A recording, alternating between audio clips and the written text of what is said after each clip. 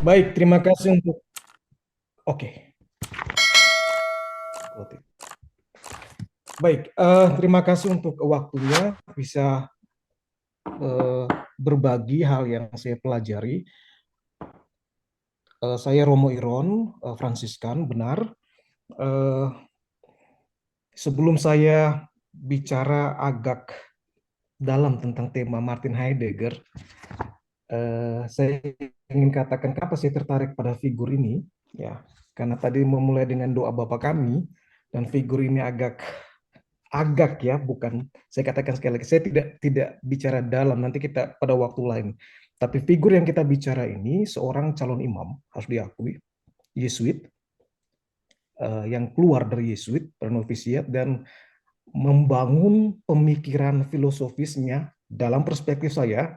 Ada banyak perspektif dari pemikiran Martin Heidegger. Tapi dalam pemikiran saya belajar abad pertengahan dan filsafat kontemporer, sedikit banyak dekat dengan pemikiran teologi eh, Katolik atau Kristen. Sehingga misalnya di antara Anda belajar teologi atau Anda membaca buku karyanya, ini introduksi di luar teks yang saya berikan. Kalau Anda membaca karya dari Karaner misalnya, Anda mungkin semoga Anda kenal nama ini ya, salah seorang teolog terkenal di Jerman, ya. Ketika Anda membaca karya Karaner, itu skema pemikiran teologis yang cukup banyak karya itu berutang pada Martin Heidegger.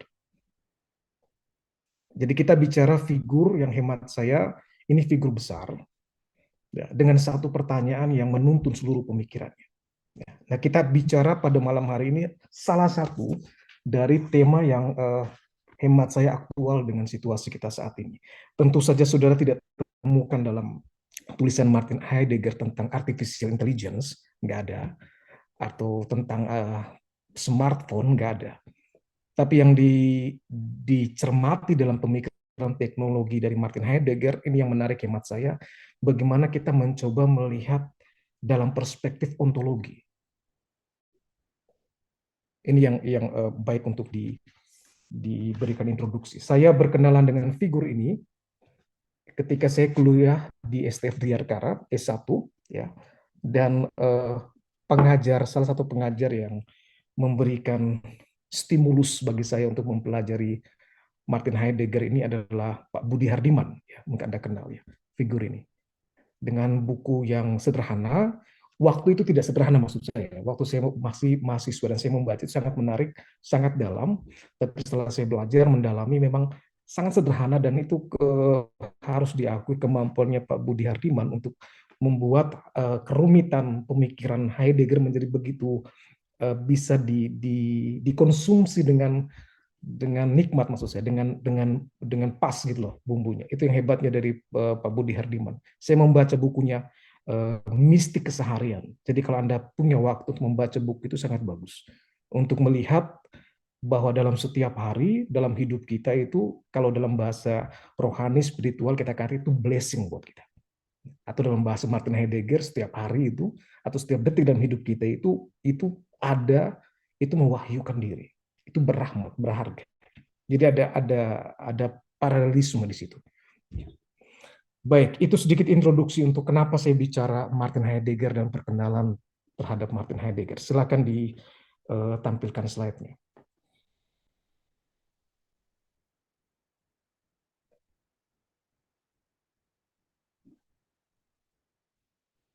Suara saya cukup jelas ya?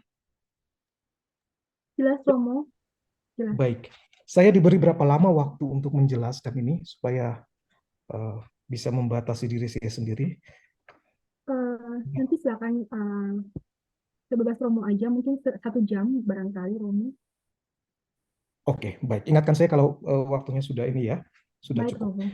Baik. Baik, tema tentang pembelajaran bersama kita, kelas belajar Circles Indonesia ini pada malam hari ini, teknologi modern menurut Martin Heidegger.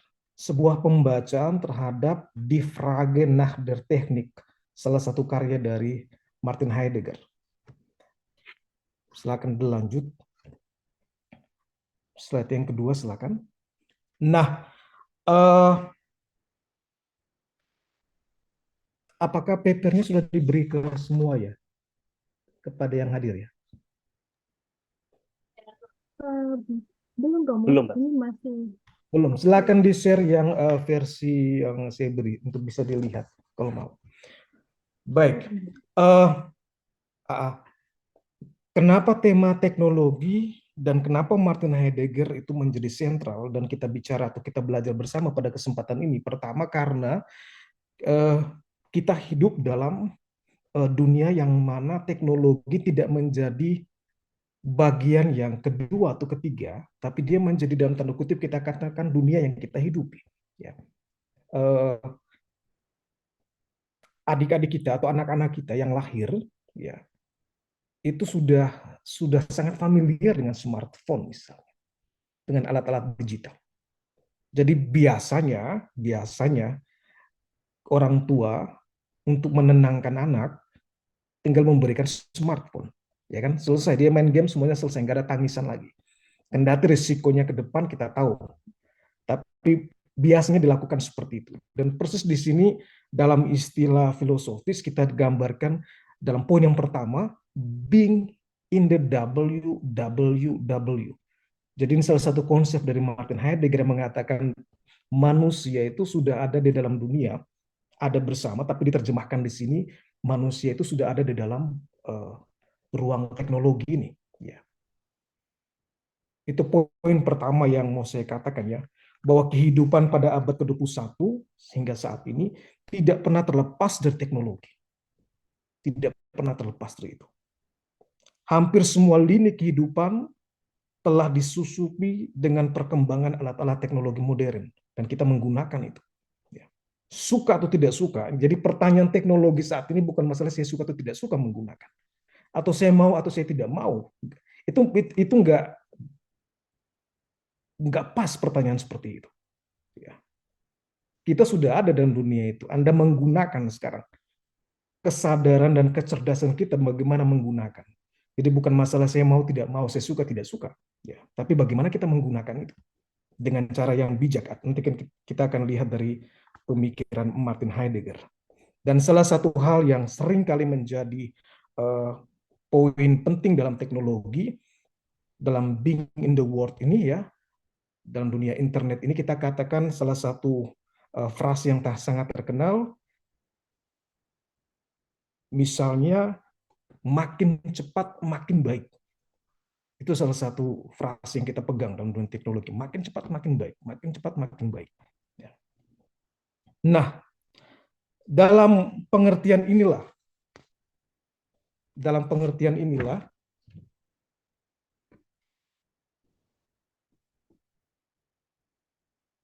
nah dalam pengertian inilah, sebentar, dalam pengertian inilah kita akan melihat bagaimana Martin Heidegger berbicara tentang teknologi ini. Ya.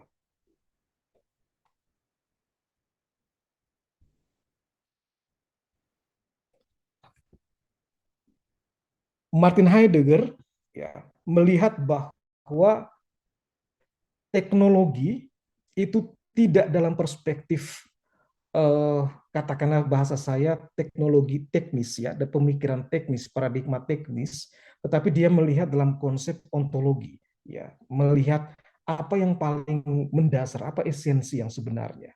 Ya. Nah, dalam pengertian itulah kita akan mencerna teknologi pada saat ini.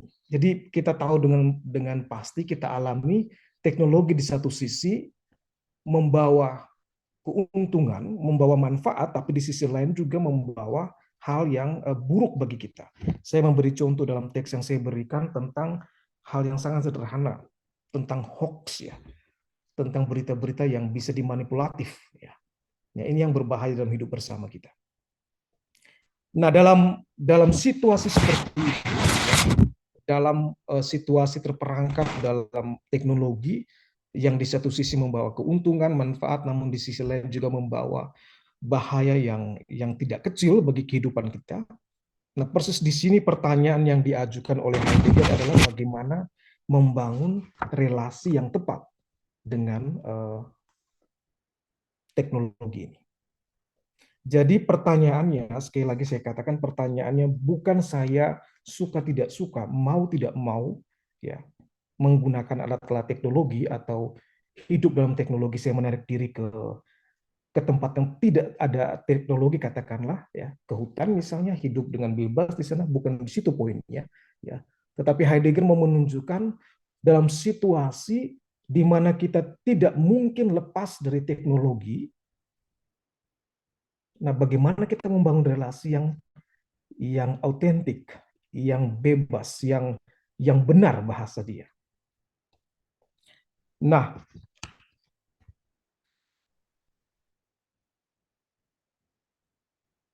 apakah bisa ditampilkan slide-nya? PowerPoint-nya maksud saya.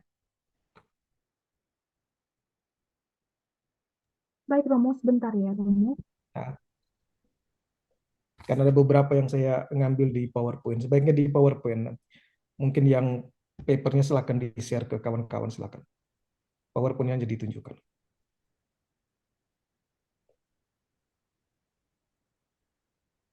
Baik, di slide ketiga. Nah, dalam presentasi hari ini, setelah saya katakan tadi dalam introduksi, ada sisi yang baik dari teknologi, ada sisi yang kurang baik dari teknologi, saya membahasakan kita terperangkap dalam teknologi ini. Anda mengerti perangkap. Artinya kita ada dalam situasi di mana kita sebenarnya tidak bebas, kita tidak sungguh-sungguh berrelasi yang benar. Nah, maka kita terperangkap di sini. Maka pada malam hari ini kita mencoba melihat bagaimana tilikan dari Martin Heidegger dalam berrelasi dengan teknologi secara tepat, secara benar, secara bebas. Nah, kita akan melihat sistematika presentasi pada malam hari ini. Saya akan bicara sedikit riwayat hidup Martin Heidegger. Anda silakan mencari lebih banyak. Saya akan menyinggung sedikit. Kemudian poin kedua, kita akan melihat konteks di Fragen nach der Technik 1954. Kemudian pemahaman teknologi, kurang lebih ada 3 dari karya ini yang saya lihat, ya, yang saya cermati. Kemudian kita akan lihat esensi dan kritik terhadap teknologi modern. Kemudian saya akan melihat bahaya teknologi sebagai bahaya serentak kesempatan, ya, bagi Heidegger. Kemudian nanti yang terakhir ada tanggapan dari pihak saya. Jadi kurang lebih sistematika perjalanan kita pada malam hari ini seperti ini poin-poinnya. Anda ingat poin-poin ini supaya bisa memahami penjelasan saya nanti. Silakan.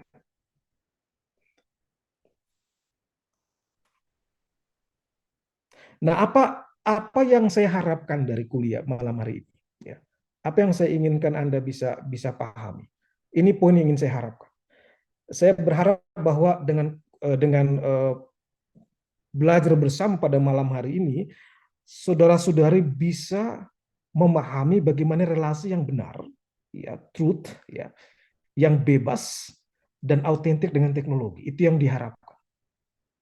Dengan memahami apa sebenarnya esensi teknologi menurut Martin Heidegger, saudara bagaimana berrelasi dengan smartphone, berrelasi dengan alat-alat teknologi, saudara tahu menempatkan diri saudara. Itu poinnya. Jadi kalau dalam kuliah sistematika penjelasan saya nanti tidak sampai ke sini, maksudnya Anda belum melihat ini, berarti belum tujuan kita nggak nyampe. Anda mesti memberikan masukan untuk saya. Ya, jadi tujuan saya untuk membantu Anda melihat ini loh esensi dari teknologi, dan kalau kita tahu esensi ini, bagaimana kita bersikap membangun relasi dengan alat-alat teknologi. Nah, itu poinnya. Silakan lanjut slide yang kelima. Nah, sebelum saya masuk lebih jauh terhadap pemikiran Martin Heidegger, mungkin rekan-rekan ada yang pernah membaca atau belajar tentang Martin Heidegger. Nah, satu hal yang penting dalam pemikiran Martin Heidegger, Anda mesti memahami distingsi ini. Disebut distingsi ontologis, ya. Antara Sein, ada dalam bahasa Indonesia diterjemahkan dalam bahasa filsafat, dan Seiende. Dalam banyak terjemahan dalam bahasa Indonesia kita gunakan terjemahannya sebagai entitas atau mengada. Ya. Nah, kalau Sein atau ada ini ini konsep yang tidak didefinisikan oleh Martin Heidegger. Jadi Martin Heidegger tidak mendefinisikan ada atau Sein adalah, dia nggak mendefinisikan apapun tentang itu. Sedangkan Zainde itu dibagi dalam 3 bagian. Ya. Dia menyebut Zuhandenes, Vorhandenes, dan Mitdasein. Ya. Sebenarnya nama ini sederhana dalam kehidupan sehari-hari. Dia menggunakan bahasa Jerman yang katakan lebih antik ya. Kalau kita ke Jerman, kemudian kita mau belajar bahasa Jerman, katakan ada kita memberitahu bahwa kita belajar Martin Heidegger, maka rekan-rekan atau orang-orang di Jerman akan mengatakan saudara mesti belajar bahasa Jermannya Heidegger, karena dia membentuk sendiri, jadi bukan bahasa Jerman yang digunakan sehari-hari. Ya, jadi kelihatannya rumit nama-nama ini, tapi sebenarnya artinya sangat sederhana. Jadi Sein itu menunjukkan sesuatu atau kondisi yang melampaui, yang memungkinkan dan juga menopang mengada-mengada atau entitas-entitas. Nah, apa itu mengada-mengada atau entitas-entitas itu? Dia katakan Zuhandenes, alat-alat, produk atau peradaban kultural seperti handphone, kita katakan itu masuk dalam kategori Zuhandenes, dibuat oleh manusia. Kemudian ada alat-alat yang tidak dibuat oleh manusia, ada begitu saja, dia bersifat netral, itu dikatakan seperti pasir, ya sudah ada begitu saja. Kemudian manusia lain atau manusia dia katakan Dasein, Dasein berarti sesama manusia. Jadi kurang lebih ada pembagian seperti itu. Nah, kalau Anda sedikit keluar, kalau Anda familiar dengan teologi, ini seperti pembagian tentang pencipta dan ciptaan. Tapi hati-hati. Hati-hati saya mau katakan bahwa di sini persis yang dikritik oleh Heidegger. Heidegger tidak mengatakan bahwa Sein sebagai yang menciptakan, yang awal dan yang akhir dalam tradisi kekristenan, Alfa dan Omega, tidak. Tapi Sein ini hanya melampaui hal-hal yang ada di dunia, katakanlah, tetapi dia tidak menjadi dasar, dia tidak menciptakan, dan dia juga tidak menjadi akhir. Nah, ini menjadi agak rumit di sini. Ya. Tapi ini juga dekat dengan pemikiran kalau kita membaca filsafat Timur, ini seperti dalam ruang yang kita katakan Zain ini seperti ada dan sekaligus tidak ada. Dia tidak mendasari, dia tidak menjadi akhir, tapi dia mengkondisikan pemahaman tentang mengada atau entitas yang lain. Silakan. Ini hal yang penting, distingsi yang mesti dilihat. Lanjut, slide berikut. Nah, dari riwayat hidup Martin Heidegger, saya tidak ingin bicara banyak hal, tapi yang ingin saya tekankan bahwa seringkali dikatakan bahwa pemikiran Martin Heidegger ini, atau katakanlah bagaimana Heidegger membangun filsafatnya, seringkali dibagi dalam 2 bagian. Anda membaca referensi tentang Martin Heidegger. Dikatakan Heidegger 1, Heidegger 2. Itu misalnya 1889 sampai dengan 1927, itu sering dikatakan sebagai Martin Heidegger pertama. Kemudian pasca 1927 atau pasca penulisan Being and Time, karyanya yang terbesar itu, yang termasyhur itu, sering dikatakan itu fase dari Heidegger kedua. Saya membaca atau saya kurang setuju dengan cara pemahaman seperti itu. Kenapa? Karena hemat saya membaca riwayat hidup Heidegger dengan cara seperti itu membuat kita menegasikan sebuah pertanyaan yang paling penting dalam pemikiran Martin Heidegger. Martin Heidegger bertanya tentang ada dan tidak pernah mengganti pertanyaan itu. Hanya bagaimana dia menjawab pertanyaan itu, titik berangkatnya yang berbeda. Jadi tidak ada Martin Heidegger 1, Martin Heidegger 2. Ya, itu yang mau saya tunjukkan, yang pertama dari riwayat hidup. Yang kedua, saya ingin katakan bahwa karya yang kita bahas malam ini ada pada poin ke-7. 1954 dipublikasikan karya ini tentang teknologi, itu berarti kalau kita melihat riwayat hidupnya, dia masuk dalam kategori kedewasaan pemikiran dari Martin Heidegger. Ya. Jadi refleksi tentang teknologi itu refleksi yang betul-betul matang gitu, betul-betul dewasa dari seorang Heidegger. Itu 2 poin yang saya mau tunjukkan dalam riwayat hidup yang saya berikan di sini. Silakan. Lanjut. Nah, saya katakan tadi, apa pertanyaan sentral dari seluruh karya Martin Heidegger? Ketika Anda membaca karya apapun dari Martin Heidegger, Anda mesti ingat satu pertanyaan sentral ini. Jadi bacalah karya-karya Martin Heidegger dengan pertanyaan sentral ini. Ya, tentang die Frage, dikatakan die Frage nach dem Sinn von Sein, gitu ya. Jadi pertanyaan tentang ada dari mengada. Itu pertanyaan sentral. Semua karya Martin Heidegger, termasuk teknologi yang kita bahas, pertanyaan sentralnya ini. Maka saya katakan tadi, pada periode Heidegger yang sering dikatakan Heidegger 1 sampai dengan 1927, pertanyaan tentang ada itu didekati secara eksternal dari entitas mengada atau dari manusia atau Dasein disebut. Ya.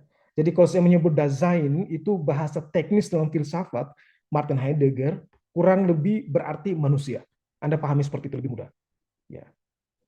Sedangkan pada periode kedua Heidegger, sering dikatakan periode kedua, pasca karyanya Being and Time tahun 1927, dia menjawab pertanyaan tentang ada, pertanyaan die Frage nach dem Sinn von Sein itu dari perspektif ada itu sendiri. Ya. Oke, apa yang mau saya katakan di sini? Kalau Anda menggeser agak kerumitan bahasa teknis ini, Anda menggeser seperti ini, Anda memahami seperti ini. Pada tahap pertama, ya, itu Anda bayangkan Heidegger bertanya tentang ada dari sudut pandang Dasein atau sudut pandang manusia, bisa Anda katakan seperti ini. Kendati tidak tepat dalam filsafat, tapi Anda bayangkan seperti ini. Anda bertanya tentang Tuhan dari perspektif Anda sebagai orang beriman.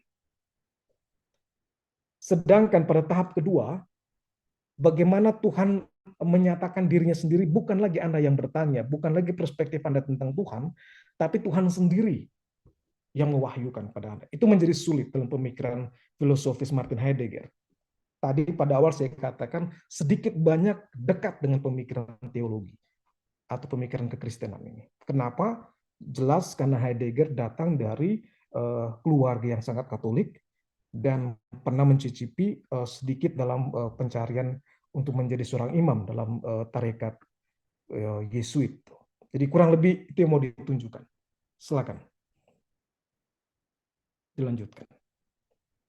Nah, pada malam hari ini, setelah kita melihat pertanyaan sentral tentang ada, kita lihat pembagian distingsi ontologis yang perlu untuk pemahaman Martin Heidegger. Nah, pada malam hari ini, kita melihat tentang karya Die Frage nach der Technik, ya, 1954. Nah, karya ini yang kita akan bahas ini, ya, saya katakan di sini, ini merupakan sebelum dipublikasi 1954, dia merupakan rangkaian salah satu tema dari rangkaian kuliah pada tahun 1949 di Bremen Club, ya, di Jerman ini. Jadi pada waktu ini, ya,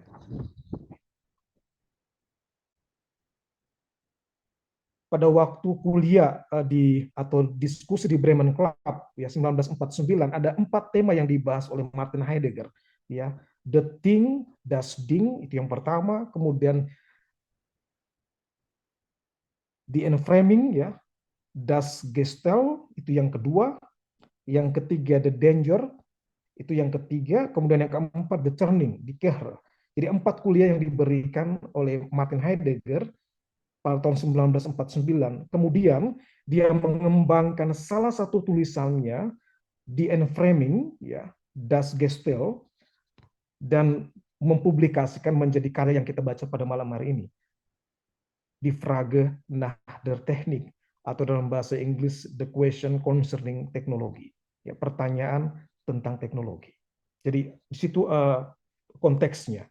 Nah, apa yang menjadi target yang mau ditunjukkan dari karya ini? Yang pertama itu Martin Heidegger mau menunjukkan tentang salah paham tentang teknologi. Menurut dia ada salah pemahaman tentang teknologi. Jadi dia ingin menunjukkan lewat karya ini apa esensi dari teknologi. Nah, seringkali orang memahami atau nanti kita akan lihat ya bagaimana teknologi selalu diidentikan dengan alat-alat teknologi, smartphone, internet, artificial intelligence, semua yang material.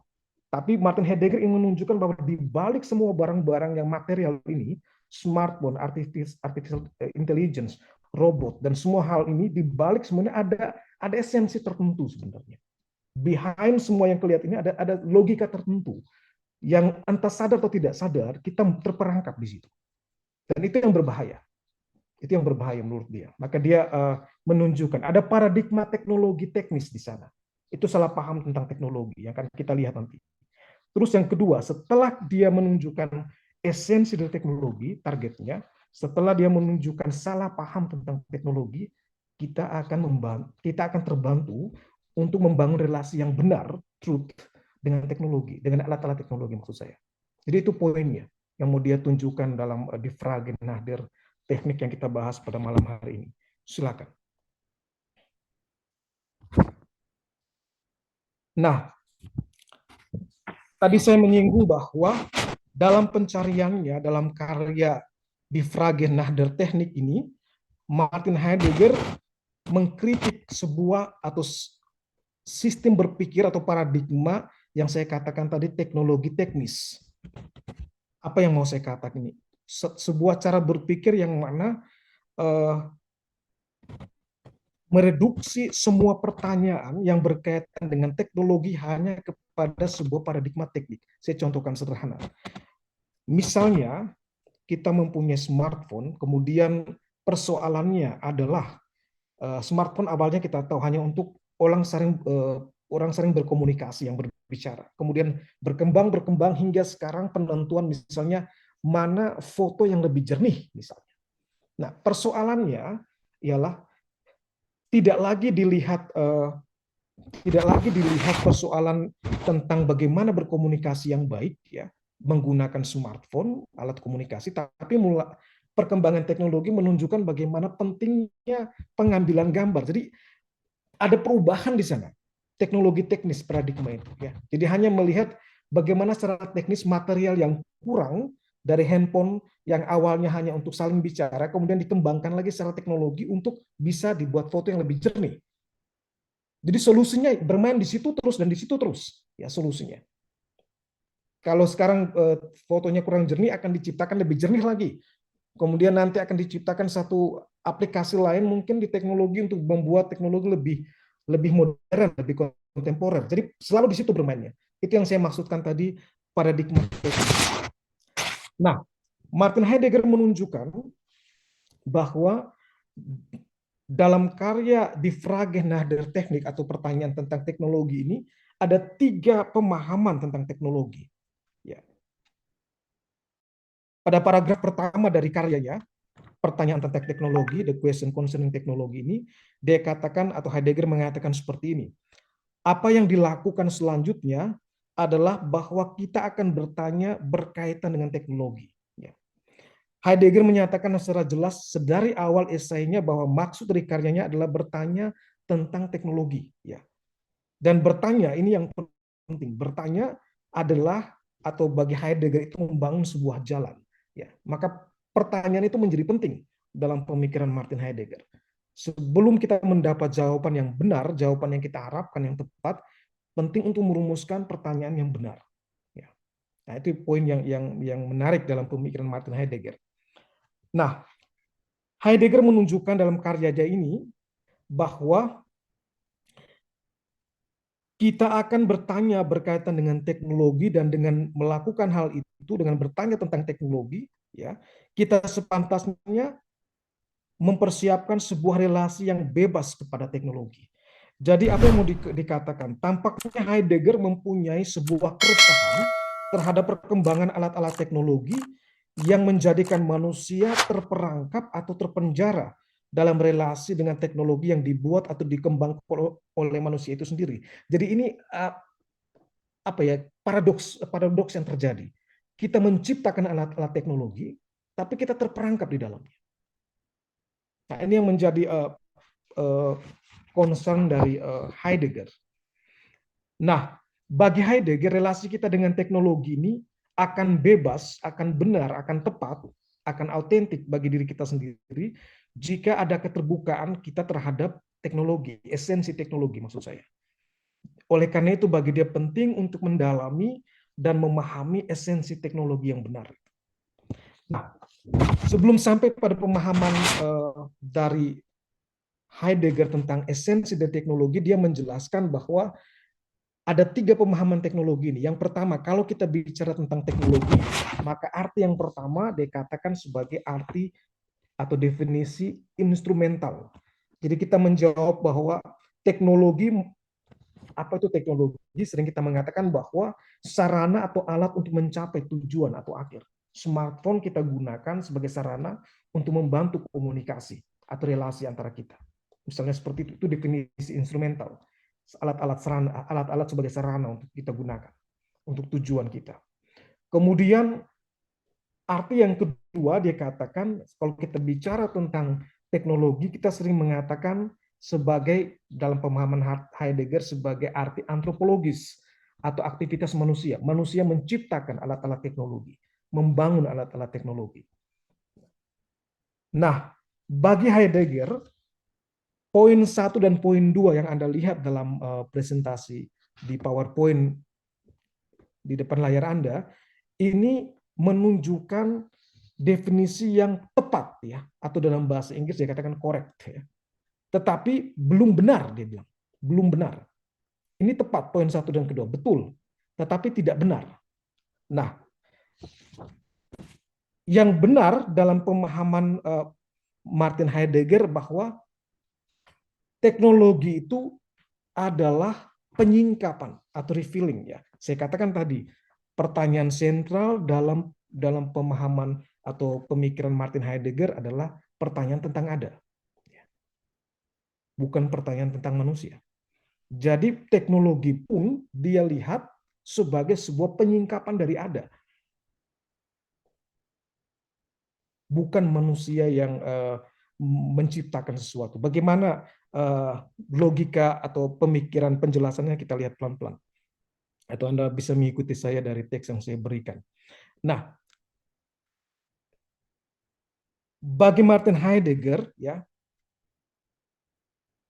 pemahaman teknologi sebagai alat-alat atau sarana ini dan antropologis ini punya, nanti kita akan lihat konsekuensi dari teknologi menurut Martin Heidegger.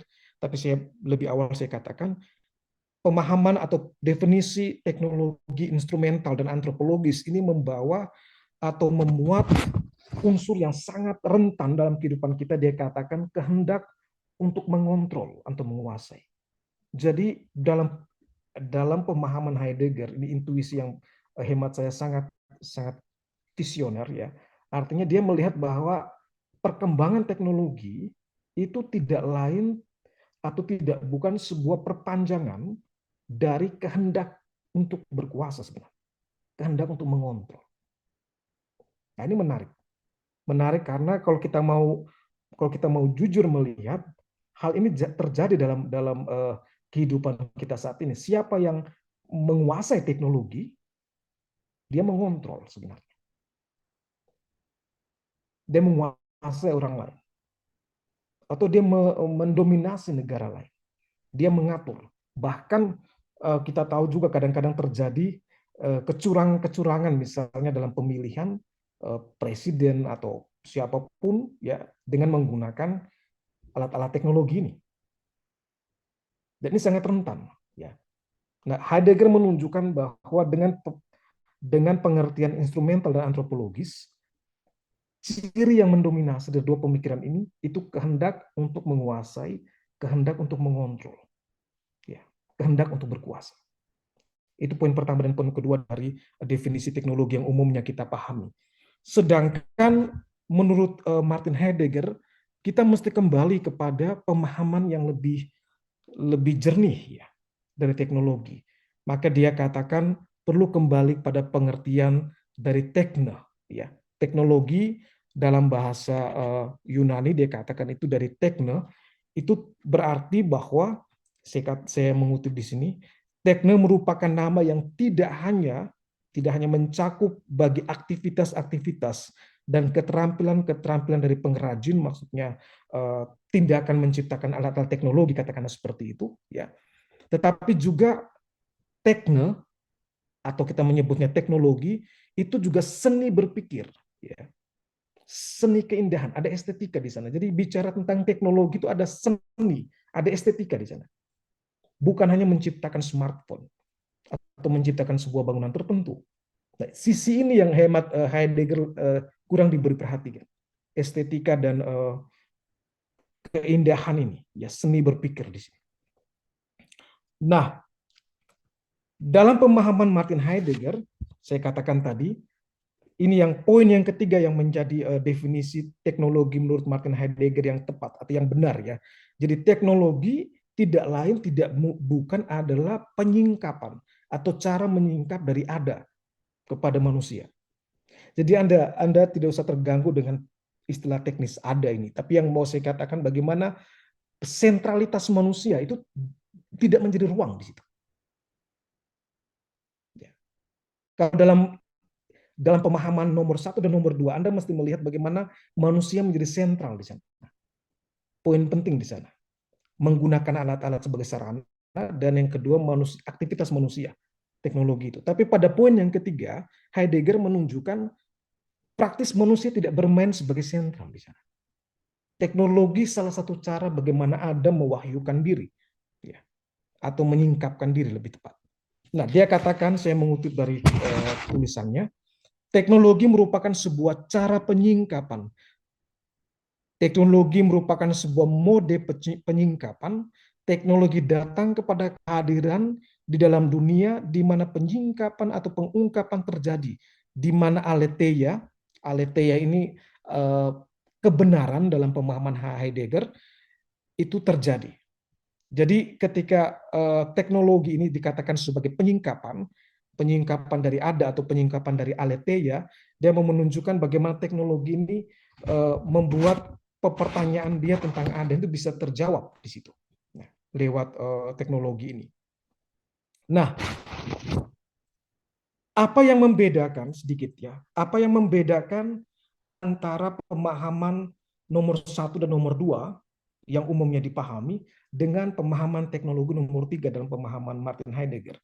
Sederhananya begini, dia katakan bahwa kalau pengertian teknologi dipahami dalam poin 1 dan 2, maka konsekuensinya adalah dia menyebut istilah bagaimana ada itu dibawa, atau saya menulis dalam paper yang diberikan, membawa kepada penyingkapan. Jadi bagaimana ada itu dibawa kepada penyingkapan. Sedangkan pada poin yang ketiga, teknologi sebagai penyingkapan, itu ada unsur dikatakan di sini sebagai memaksa kepada penyingkapan. Ini dua kata penting, Anda ingat baik. Membawa kepada penyingkapan, nanti kita diskusikan kalau Anda bingung kalimat ini, tapi Anda ingat kata ini. Pada poin 1 dan poin 2, teknologi dipahami sebagai membawa kepada penyingkapan. Sedangkan pada teknologi pemahaman yang ketiga menurut Heidegger dalam teknologi modern ini, itu dipahami sebagai memaksa kepada penyingkapan. Kata ini penting, memaksa dan membawa. Jadi secara sederhana bisa dikatakan dalam teknologi yang lama, bukan modern, bukan kontemporer, bukan teknologi digital, ada relasi di mana manusia dengan alam, yang di mana manusia mengelola alam tetapi tidak memaksa alam untuk dieksploitasi, sederhananya seperti itu. Tetapi sebaliknya dalam teknologi modern kontemporer atau digital, unsur memaksa, unsur mengeksploitasi, unsur mendominasi alam itu menjadi kuat. Nah, ini yang membedakan poin 1, poin 1, 2 dan poin ketiga. Secara sederhananya gitu. Jadi memaksa kepada penyingkapan, dia menyebutnya herausfordern, ya, dan membawa kepada penyingkapan, hervorbringen. Jadi itu dua hal yang menjadi ciri khas dari nomor 1, 2 dan pembedaan dengan nomor 3. Silakan dilanjutkan. Nah, apa yang menjadi esensi dari teknologi kontemporer, teknologi modern? Dia menyebutnya sebuah kata dengan nama Gestel, ya. Dalam bahasa Jerman berarti, kita bisa menyebut dalam bahasa Indonesia itu struktur atau kerangka. Apa yang mau dikatakan di sini? Kalau dikatakan dalam teknologi yang lama atau kata bukan modern atau bukan kontemporer, itu dia menyebut sebagai sebuah poesis, sebuah membawa kepada penyingkapan, sebuah eh, katakanlah ada harmonisasi, kendati manusia mendominasi, tapi ada harmonisasi antara relasi alam dan manusia, atau relasi manusia dan manusia. Tetapi dalam teknologi kontemporer, teknologi modern, ya, dikatakan esensinya bukan poesis, esensinya bukan harmonisasi antara alam dan manusia, esensinya dikatakan gestel. Apa artinya kata ini? Yang saya katakan struktur atau kerangka ini, dia mau katakan bahwa dalam teknologi modern kontemporer, semua kita, alam dan manusia, tidak lain tidak bukan adalah sumber daya, resources. Nah, ini poinnya. Kalau yang lama manusia masih punya peran sentral, sedangkan pada teknologi modern kontemporer, kita hanya salah satu bagian dari teknologi. Jadi alih-alih kita mendominasi, alih-alih kita mengontrol teknologi, alat-alat teknologi, Heidegger 1954 sudah menunjukkan bahwa kita malah terperangkap dalam teknologi. Kita hanyalah salah satu bagian dari teknologi itu bergerak. Katakanlah mesin teknologi sedang bergerak dan kita bagian dari itu. Kita tidak mampu mengontrol. Lebih dari itu, dia katakan pada poin yang kedua, dengan melihat esensi pada gestal ini struktur, kita semua, baik manusia maupun alam, itu tidak lain tidak bukan itu resources, hanya cadangan sumber daya. Jadi relasi kita antara manusia dengan manusia pun kita melihat manusia lain tidak lagi dalam nilai intrinsiknya sebagai manusia, tetapi tidak lain tidak bukan hanya sebagai resources untuk kepentingan kita. Maka tidak heran makin cerdas manusia, makin berkembang teknologi, persoalan human trafficking makin gila-gila. Atau jual beli, mohon maaf, organ-organ tubuh manusia itu sering dan banyak kali terjadi pada situasi saat ini. Dan proses di sini persoalannya. Manusia atau alam tidak lagi dilihat sebagai nilai intrinsik pada dirinya sendiri yang dihargai sebagai manusia atau sebagai alam, atau dalam bahasa iman kita katakan sebagai ciptaan, tetapi hanya dilihat sebagai sumber daya, cadangan, resources. Ini problem yang yang terjadi pada pemikiran teknologi modern kontemporer ini. Kemudian yang ketiga, esensi dan kritik terhadap teknologi kontemporer atau modern dalam pemikiran Martin Heidegger, saya katakan tadi, unsur di mana teknologi modern kontemporer bagi Heidegger tidak lain tidak bukan adalah perpanjangan atau ekspresi dari kehendak manusia, bahasanya saya, untuk menjadi Tuhan. Jadi Anda ingat, ini seperti mengulang kisah kejadian ya. Ketika Adam jatuh dalam dosa, apa yang dia inginkan? Dia ingin tahu ya banyak hal, mengambil buah apel di tengah Taman Eden itu supaya dia bisa seperti Tuhan. Gitu. Dan itu dosa yang dalam tanda kutip kita katakan itu dosa yang selalu membawa manusia hingga saat ini dalam khususnya dalam teknologi modern. Ingin menjadi Tuhan. Kehendak untuk berkuasa, kehendak untuk mendominasi, kehendak untuk mengatur yang lain. Nah, ini kehendak yang sudah dibuat oleh Adam maksud saya. Dan ini terulang, selalu terulang dalam sejarah dan persis Heidegger melihat situasi ini terjadi dalam teknologi modern atau kontemporer. Kemudian hal lain yang juga menjadi esensi dan kritik terhadap teknologi modern dan kontemporer adalah relasi, saya katakan tadi, relasi yang terbentuk adalah relasi kontrol satu sama lain. Eksploitasi, karena tidak melihat satu sama lain sebagai bernilai pada dirinya sendiri, tapi melihat sebagai resources, sebagai sumber untuk keuntungan saya, maka itu digunakan untuk dieksploitasi. Kemudian ada pengerukan di sana. Jadi ini yang menjadi esensi dan kritik terhadap pemikiran teknologi modern menurut Heidegger. Jadi Anda ingat esensinya Gestel secara sederhana mengatakan kita semua ada dalam kerangka manusia, alam apapun di dunia ini ada dalam kerangka yang dia katakan teknologi. Kita hanya salah satu bagian dari teknologi untuk berkembang yang kita katakan sebagai teknologi modern ini, bagian dari artificial intelligence ini. Dan kita tidak mampu bahkan mengontrol teknologi ini karena kita bagian dari itu. Nah, setelah kita menjadi bagian dari sistem Gestalt struktur atau kerangka teknologi ini, kita juga akhirnya melihat orang lain sebagai resources. Kemudian apa yang terjadi? Kita mencoba saling mendominasi, menjadi Tuhan satu sama lain. untuk menguasai, mengeksploitasi satu sama lain. Itu risiko dari esensi Gestalt ini ya, dari pemikiran Martin Heidegger. Jadi manusia tidak lagi menjadi sentral dalam teknologi modern atau kontemporer seperti dalam teknologi sebelumnya yang belum katakanlah yang masih ada harmonisasi dengan alam ini. Silakan dilanjutkan.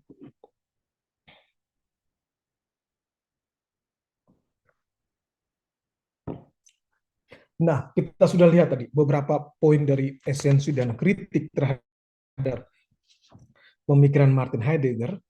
Menarik bahwa setelah melihat bahwa teknologi modern kontemporer ini berbahaya dengan esensinya yang dia katakan Gestalt tadi, struktur atau kerangka, kita semua ada di dalamnya, kita melihat satu sama lain sebagai sumber daya, kita saling mendominasi, saling menguasai, maka dia katakan bahaya itu pun serentak atau merupakan sebuah kesempatan bagi kita.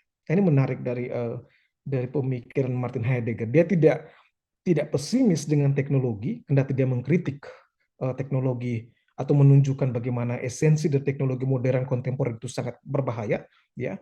Tapi dia tetap melihat bagaimana ada kesempatan untuk berubah, ya. Dia katakan bahwa dia mengambil dari menyitir kata-kata Hölderlin, ya. Saya bacakan di sini. Heidegger menyatakan bahwa di mana ada bahaya, di situ bertumbuh pula kesempatan. Saya mengutip dalam bahasa Indonesia, saya terjemahkan, namun di mana ada bahaya, bertumbuh pula kekuatan yang menyelamatkan. Jadi bahaya dari teknologi modern atau kontemporer tidak membuat kita pesimis, tapi bagi Heidegger malah dia melihat ini juga kesempatan.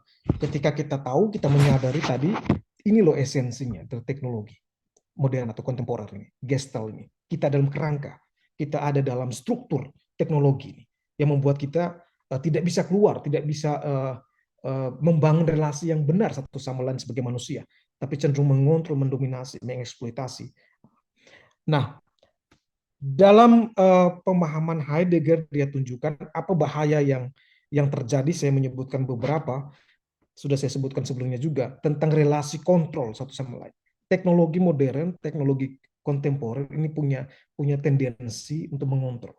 Nah, ini yang membuat kehidupan bersama tidak membuat menjadi bebas. Pribadi tidak menjadi bebas, tapi merasa selalu dikontrol oleh orang lain atau oleh sesuatu yang lain. Misalnya, saudara kemanapun saat ini, pasti Anda akan ada CCTV kan mengontrol Anda, misalnya. Ya, kadang-kadang kita merasa relasi kita menjadi bukan relasi yang bebas, semua terkontrol dengan teknologi.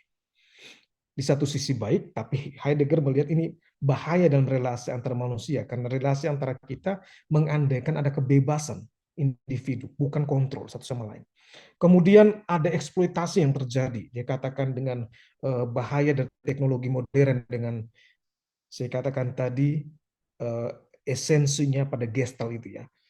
Ketika melihat satu sama lain bukan sebagai manusia yang intrinsik memiliki nilai, tetapi melihat sebagai resources yang bisa saya gunakan, manusia lain bisa saya gunakan, bisa saya eksploitasi untuk keuntungan saya.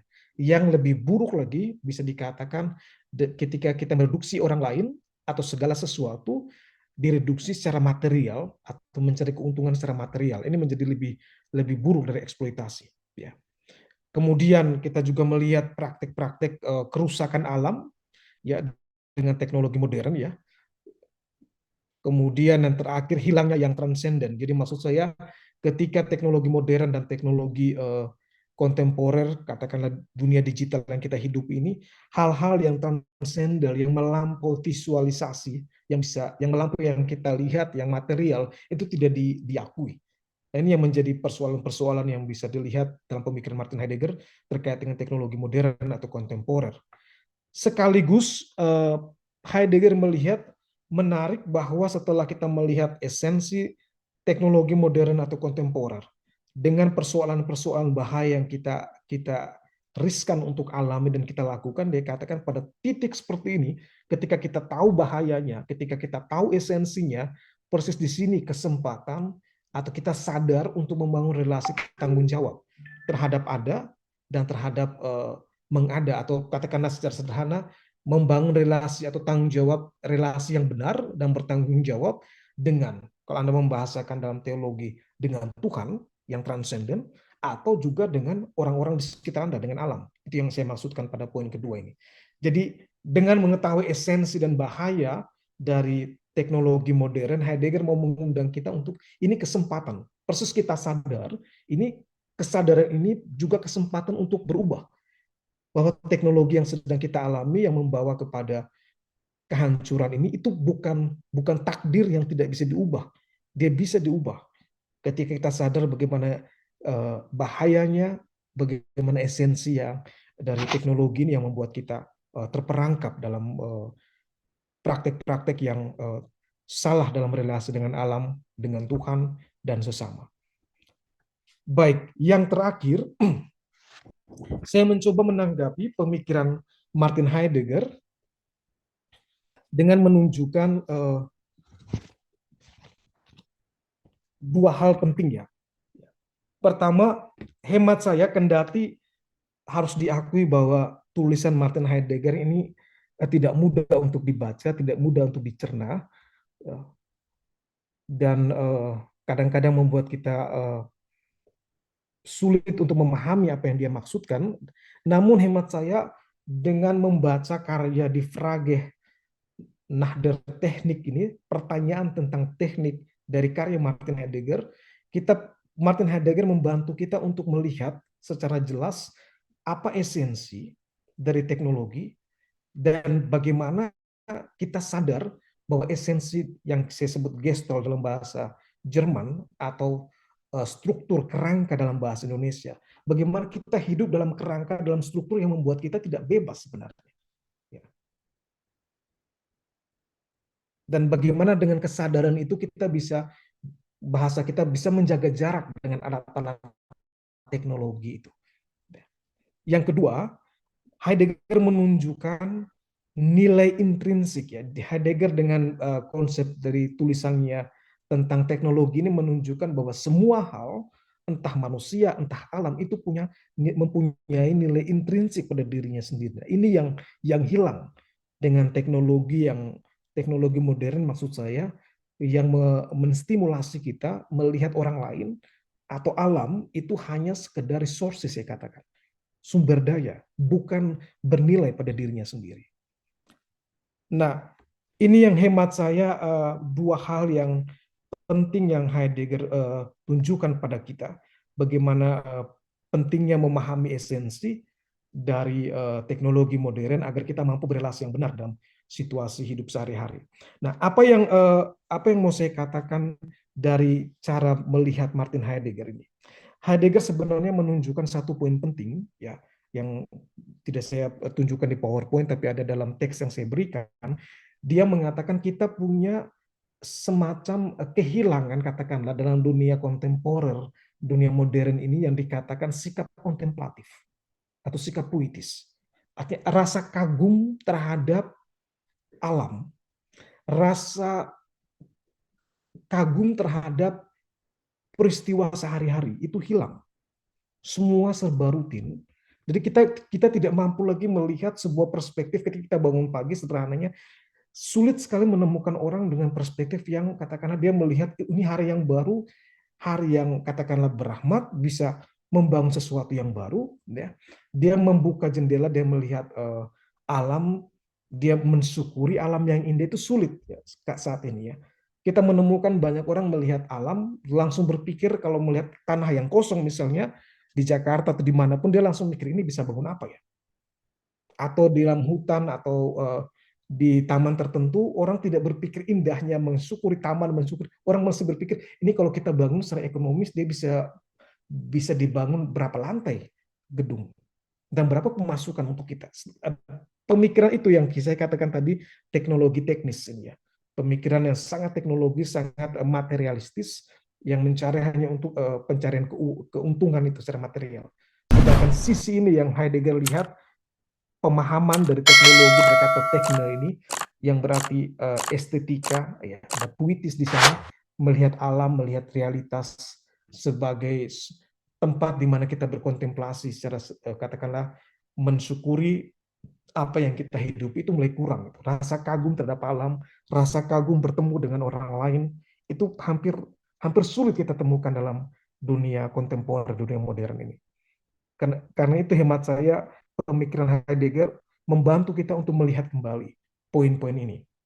Bersikap kontemplatif, puitis, membangun kembali rasa kagum dalam relasi kita dengan sesama, dengan alam, dan juga membantu kita juga menempatkan relasi yang benar, katakanlah dengan sesama di sekitar kita, dengan alam, juga sebagai orang beriman, dengan Tuhan yang kita imani. Ini perlu dibenahi kembali kalau membaca pemikiran Martin Heidegger.